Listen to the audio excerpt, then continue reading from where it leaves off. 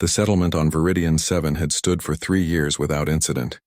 Humanity's expansion into the outer fringe had been methodical, cautious, a far cry from the reckless colonization of centuries past.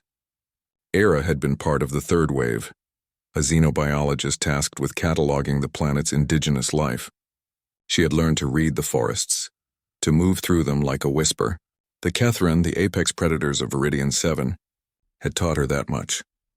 They were magnificent, towering creatures with obsidian fur that seemed to drink in light, eyes like molten amber and claws that could rend steel.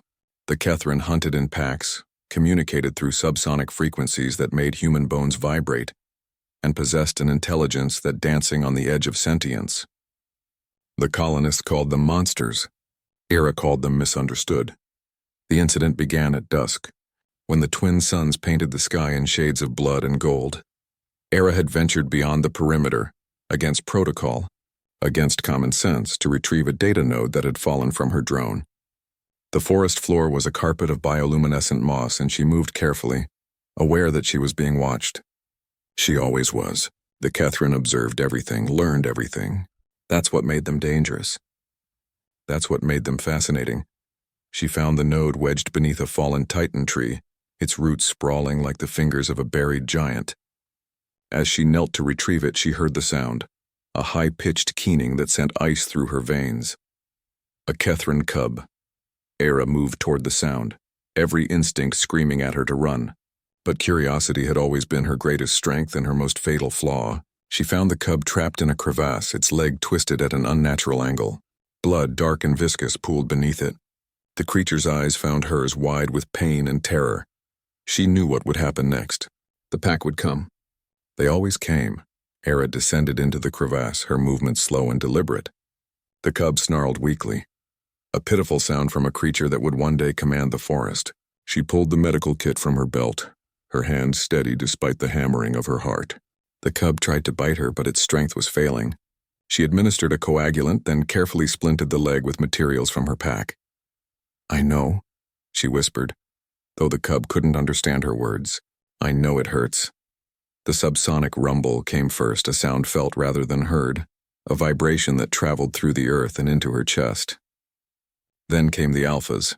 There were 5 of them, each standing over 3 meters tall, their bodies coiled with predatory grace. They emerged from the shadows like nightmares given form, their amber eyes fixed on Era. The lead alpha, a massive male with a scar bisecting his left eye, lowered his head, lips curling back to reveal teeth like daggers. Era stood slowly, placing herself between the alphas and the cub. She raised her hands, palms out, the universal gesture of peace, though she had no idea if they would understand it. Her rifle was slung across her back, useless.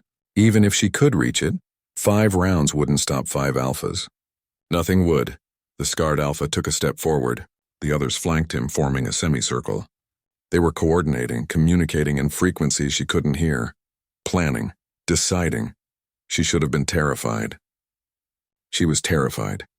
But beneath the fear was something else, a strange, inexplicable calm. She thought of her grandmother, who had raised her on stories of old Earth, of a time when humans had first domesticated wolves. Trust, her grandmother had said, was a language older than words. Era knelt beside the cub. Its breathing had steadied, the coagulant doing its work. She placed her hand gently on its head, feeling the warmth of its body, the rapid flutter of its pulse. Then, moving with deliberate slowness, she leaned forward and pressed her lips to the cub's forehead, a gesture of tenderness, of protection, of something that transcended species. The forest held its breath. The scarred alpha stopped. His eyes, intelligent, calculating, fixed on Era with an intensity that stripped away all pretense. She met his gaze, unflinching. In that moment, she wasn't prey. She wasn't an intruder. She was simply another creature who understood loss, who understood the value of a child. The alpha's ears flicked forward. He made a sound, low, rumbling, questioning. The other alphas shifted, uncertain. Their weapons, those terrible claws, remained ready, but the killing intent had wavered. Era slowly backed away from the cub, giving the pack space. The scarred alpha moved forward, his massive form blocking her view. She heard him sniff the cub, heard the gentle chuffing sounds of recognition. Then he looked back at her, and something passed between them, An understanding, perhaps. An acknowledgement. One by one, the alphas lowered themselves to the ground, their claws retracting. It was a gesture of submission, of respect. The scarred alpha vocalized, a complex series of tones that resonated in Era's chest. Then he carefully lifted the cub by the scruff of its neck and turned, melting back into the forest. The others followed, but not before each one passed close to Era, their eyes lingering on her with what could only be described as curiosity. When they were gone, Era collapsed to her knees, adrenaline draining from her body like water from a broken dam. Her hands shook violently. She had just survived an encounter that should have ended with her torn apart and scattered across the forest floor. But she hadn't just survived. Something had changed. 2 weeks later, the settlement's sensors detected Kethran activity near the perimeter. The colonists prepared for an attack, weapons hot, shields raised. But the Kethran didn't attack. Instead, they left offerings, the carcasses of prey animals arranged carefully at the settlement's edge. Era recognized the scarred alpha among them. He watched from the tree line the cub, now walking with only a slight limp at his side. When their eyes met, he dipped his head. A nod. A thank you. The colonists called it a miracle. Command called it unprecedented.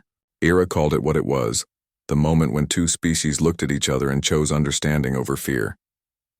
Humanity had reached the stars through technology, through weapons, through sheer stubborn will.